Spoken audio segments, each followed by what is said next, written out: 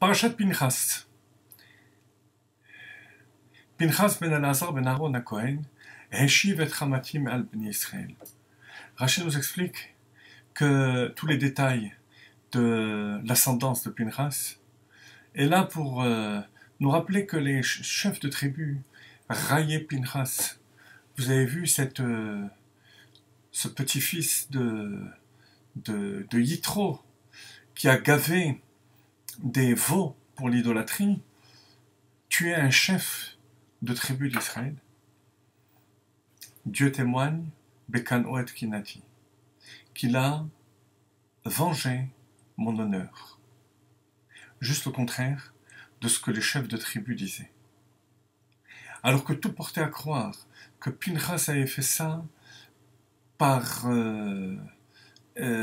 esprit de vengeance personnelle, ou plutôt de destruction qui se trouve dans ses gènes, du fait qu'il vient de Yitro, qui est un ancien idolâtre. C'est en fait juste le contraire.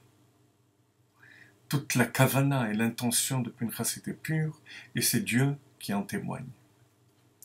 On a là un enseignement extraordinaire dans notre vision de notre prochain. On se trompe très souvent dans l'analyse de la conduite de l'autre, pour plusieurs raisons. On va en citer 4.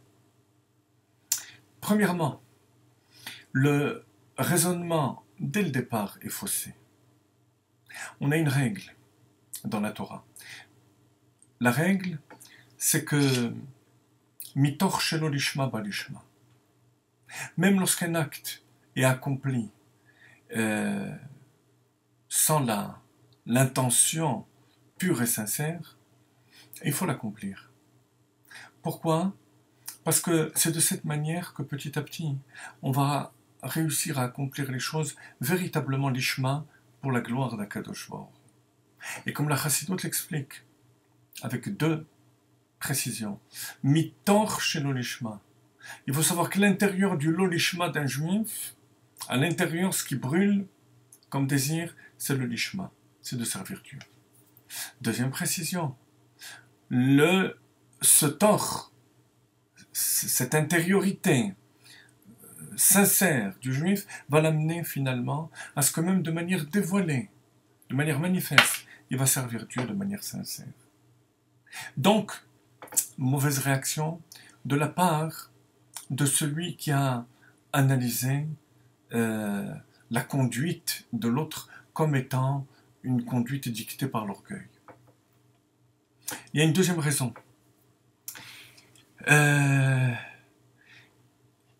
Étant donné qu'on a un ordre du Shulchan Aruch d'agir, on n'a pas le droit de décourager l'autre.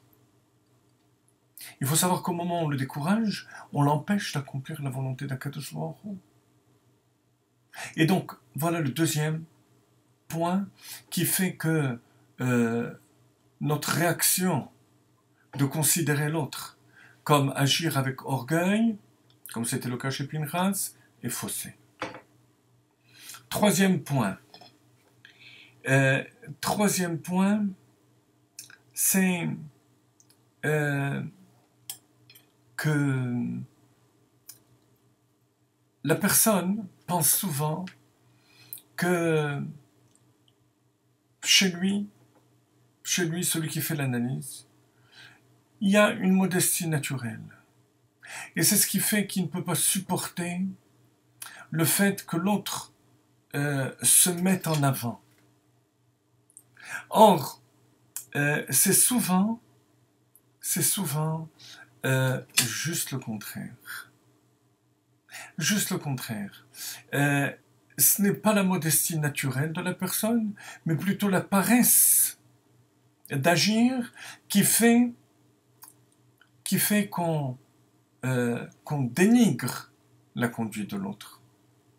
Parce que si vraiment chez nous il y avait un feu de sainteté qui brûlait, on agirait. Si on n'est pas capable d'agir, c'est que notre manière de dénigrer l'autre provient d'une paresse personnelle au niveau de nos actes. Il y a un quatrième point, qui est peut-être le plus fort des quatre, c'est que on se trompe souvent, très souvent. C'était le cas avec Pinchas. Alors que tout portait à croire que Pinchas agissait par fanatisme, Dieu témoigne qu'il s'agissait d'un sentiment noble de Kedusha.